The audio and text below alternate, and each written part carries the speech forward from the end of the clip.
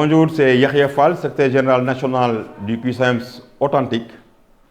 Donc, je viens aujourd'hui vous faire le compte-rendu des rencontres que nous avons tenues dans le cadre de l'élaboration du pacte national de stabilité sociale pour une croissance inclusive et durable.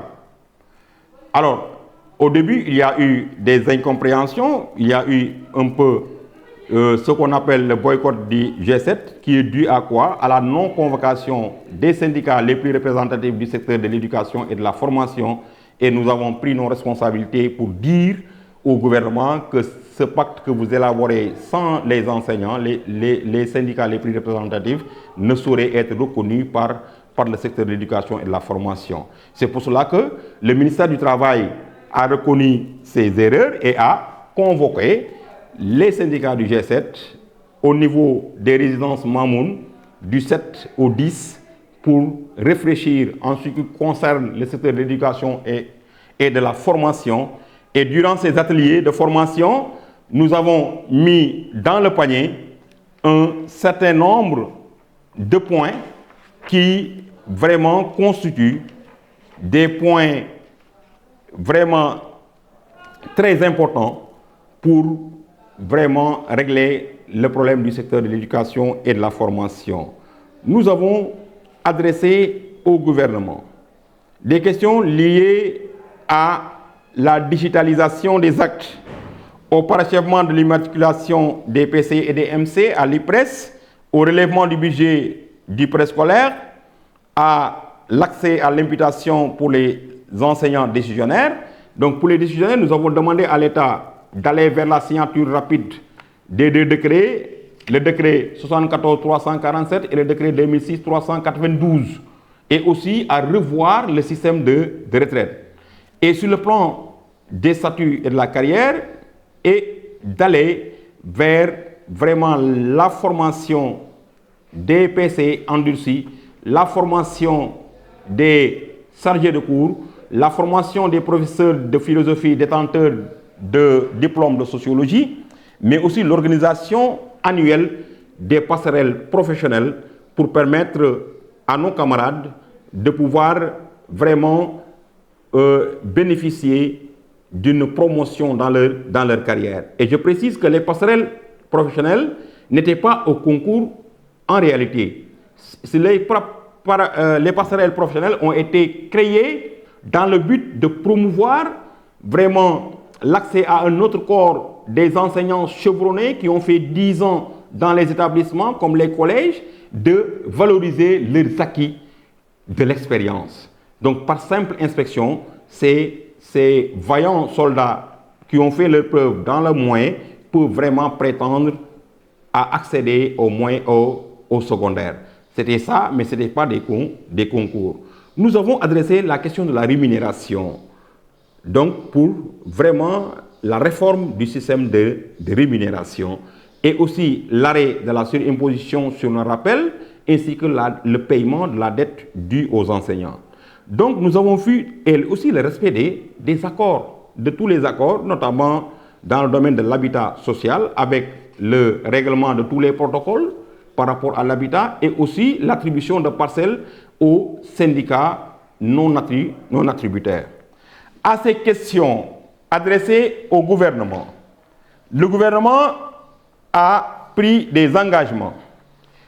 Les engagements pris en ce qui concerne la question des décisionnaires, qui est une question vraiment douloureuse à notre avis, le gouvernement s'est engagé à signer dans les plus brefs délais les décrets 74-347 du 12 avril 1974, modifié, qui va permettre vraiment aux enseignants non fonctionnaires et aux fonctionnaires d'avancer de la même manière. Et plus encore, ce décret va permettre aux enseignants qui sont victimes vraiment de ce décret-là de pouvoir déposer leur dossier et de pouvoir bénéficier de la précaution de 40% comme les fonctionnaires. Le deuxième décret, c'est le décret 2006-392. Ce décret va permettre aux enseignants qui avaient eu le diplôme à l'âge de 34 ans, donc à moins de 35 ans, ça va leur permettre vraiment de les reclasser dans le corps des fonctionnaires. Mais la question des décisionnaires ne se limite pas à cela. Nous avons demandé au gouvernement de régler le problème de la retraite et le problème des pensions dans sa globalité. C'est ainsi que le gouvernement a promis de mettre en place une étude technique sur la possibilité de l'allongement de l'âge de la retraite de 60 ans à 65 ans. Ensuite, a pris un engagement pour revaloriser les pensions de retraite et aussi a étudié la possibilité de reverser les agents non fonctionnaires de l'IPRES vers le Fonds national de retraite, avec comme conséquence une augmentation substantielle des cotisations des décisionnaires et une augmentation substantielle aussi des cotisations des fonctions de l'État, ce qui va permettre d'améliorer considérablement la pension de retraite, parce que ces décisionnaires aujourd'hui perçoivent des pensions qui tournent autour de 60 ou 70, 10 000 francs. Et ils vont à la retraite avec un salaire de 700 000 et ils se retrouvent avec 60 000 ou 70 000. C'est une question extrêmement douloureuse et qui mérite d'être traitée. Donc, pour la question des décisionnaires, le gouvernement a promis la signature imminente des décrets, la refonte du FNR pour créer une caisse autonome des retraites et aussi l'allongement de l'âge de la retraite et la revalorisation des pensions de retraite. Ce qui va permettre d'améliorer considérablement cette question des décisionnaires. Et il n'y aura plus de décisionnaires, mais de fait, on va vers la suppression pure et simple du corps des décisionnaires. Sur la question des rémunérations, et c'est une question vraiment qui est essentielle, parce que nous, enseignants, nous sommes les seuls à être vraiment marginalisés dans le système de rémunération des agents de l'État. Or, la loi stipule que, à hiérarchie et grade égale, traitement salarial égal. On ne demande pas les mêmes salaires, mais il y a certaines rubriques sur lesquelles on doit avoir le même traitement selon la hiérarchie et selon les grades. Et le gouvernement a promis de mener une étude. Une étude d'après monsieur le ministre de la fonction publique, monsieur Olivier Boucal, qui nous a dit que d'ici juin 2025, cette étude va permettre à l'État de mettre en place une rémunération juste et équitable. Parce que, selon ses dires, c'est une volonté du gouvernement lui-même qui veut vraiment favoriser l'employabilité et aussi l'exploitation optimale des compétences de l'administration. Je vous donne un exemple. Quelqu'un qui se trouve au ministère des Finances, si vous avez besoin de ces compétences au ministère de l'Éducation nationale, il ne va pas venir. Parce que les avantages financiers qu'il a au niveau du ministère des Finances sont tellement importants. Maintenant, s'il y a une équité salariale, donc il peut y avoir des mouvements selon les compétences d'un ministère à un autre. Et il dit que c'est une volonté de l'État. Nous, quoi qu'il advienne, ce que nous demandons, c'est vraiment d'adresser cette question-là qui va redonner à l'enseignant sa dignité et sa place, la place qu'il doit occuper, parce que nous avons fréquenté les mêmes universités, nous avons eu les mêmes diplômes et nous avons aussi fréquenté les écoles de formation au niveau national avec Bac plus 6 qui confère une hiérarchie à eux, mais vous avez d'autres corps qui sont mieux traités que nous. Donc cette question-là constitue vraiment une question importante que le gouvernement doit adresser pour une justice sociale. Ensuite, il y a la surimposition, notamment sur nos rappels. Le corps des enseignants, nous sommes les seuls à subir cette surimposition-là parce que nous sommes les seuls à qui on accumule nos ressources sur plusieurs années et au moment de payer ces sommes dues, on les considère comme des revenus annuels. Et si on les considère comme des revenus annuels, le Code général des impôts actuellement va augmenter substantiellement le taux d'imposition. Ce qui fait qu'un agent attend une vraiment une somme importante de 6 millions ou bien de 7 millions, mais au finish, il va se retrouver avec un 3 millions. Parce que presque la moitié est pris par l'État du Sénégal et ça doit vraiment cesser. Donc là aussi, le gouvernement a promis d'aller vers une étude pour une baisse fiscale et une étude globale sur la réforme du Code général des impôts qui va nous permettre, nous enseignants, d'avoir vraiment une baisse de la fiscalité sur les salaires et sur nos rappels. En plus de cela, nous avons demandé à l'État du Sénégal de nous payer les dettes dues aux enseignants en termes de rappel d'intégration, de rappel d'avancement et de rappel de validation. Et c'est estimé à plus de 100 milliards. Et nous avons demandé à l'État du Sénégal de nous payer ces sommes-là. Sur la carrière, nous avons demandé une digitalisation intégrale. Même s'il y a le déploiement de e-carrière, selon le ministre de la fonction publique, e-carrière fonctionne à 90% et qu'il y a un problème technique dans le link entre Giraffe et Mirador et que les techniciens sont là-dessus et qu'incessamment, il y aura un déploiement optimal de e-carrière et un link entre Giraffe et Mirador, ce qui va soulager un peu le traitement des actes d'intégration, des actes d'avancement et des actes de validation.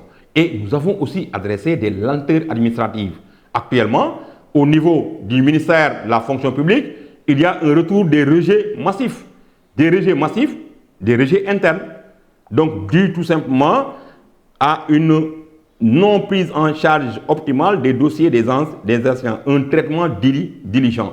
Donc, il y a aussi le circuit externe avec la masse salariale, le contrôle financier et ensuite au niveau de la numérotation où des milliers d'actes sont là-bas en attendant d'être numérotés. Et nous avons adressé cela et la réponse du ministre de la fonction publique est qu'ils sont en train de réfléchir sur la possibilité de réduire le process, c'est-à-dire que les différentes étapes du processus d'établissement des actes, il y a certaines étapes qui peuvent être extirpées sans pour autant vraiment enfreindre à la réglementation. Ce sont des étapes qui peuvent être enlevées et sans pour autant qu'il y ait entorse par rapport à la réglementation. Sur la question des formations, nous avons demandé la formation des chargés de cours et la réponse du ministère de l'Éducation nationale, c'est que cette année, ils vont enrôler l'ensemble des chargés de cours qui sont recrutés depuis jusqu'en 2022. Donc, ce qui va rester dans le flotte, ce sont les 485 chargés de cours recrutés cette année. Mais cette formation tarde, parce qu'on devait commencer la formation depuis le mois d'octobre, et jusqu'à présent, cette formation tarde à démarrer. Sur la question des passerelles, donc, nous avons demandé l'organisation de passerelles professionnelles chaque année et la redynamisation du bureau B14. Pourquoi? Parce qu'il y a ce qu'on appelle les PC endurcis. Ces PC endurcis, ce sont des agents non fonctionnels, ce sont des professeurs contractuels qui, en absence d'un système de formation continue de la part de l'État qui est défaillant, ils restent dans le circuit pendant 10 ans, pendant 20 ans, et ils n'avancent pas en catégorie.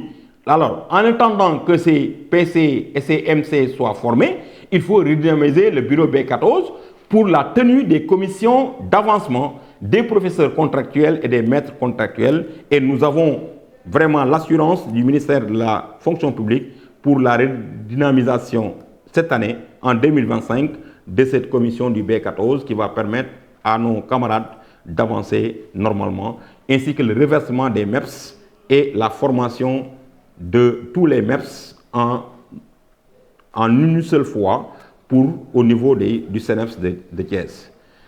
Voilà l'économie des questions importantes qui nous paraissent vraiment essentielles pour la stabilité du système de l'éducation et de la formation. Donc ces points essentiels sont la question des décisionnaires avec la signature imminente selon le gouvernement des décrets. Ensuite, la refonte du système des retraites avec le reversement des décisionnaires de l'IPRES vers le FNR, avec comme conséquence une augmentation substantielle des cotisations des décisionnaires et des cotisations de l'État, ce qui permet d'améliorer considérablement les pensions de retraite. Et sur l'autre levier, le gouvernement promet une étude sur la possibilité d'allonger de 5 ans l'âge de la retraite, c'est-à-dire de 60 ans à 65 ans, et la promesse ferme du gouvernement de revaloriser les pensions de retraite. Ça, c'est sur la première question. Sur la deuxième question, nous avons adressé le système de rémunération qui va donner à l'enseignant la place qu'il mérite dans cette société, notamment en termes de traitement salarial. La loi stipule que les fonctionnaires à hiérarchie égale doivent avoir un traitement égal. Nous ne demandons pas le même salaire parce qu'il y a une différence entre les indemnités liées à la fonction. Mais ce que nous demandons, c'est une équité salariale. Et l'État du Sénégal promet de garantir un système de rémunération juste et équitable.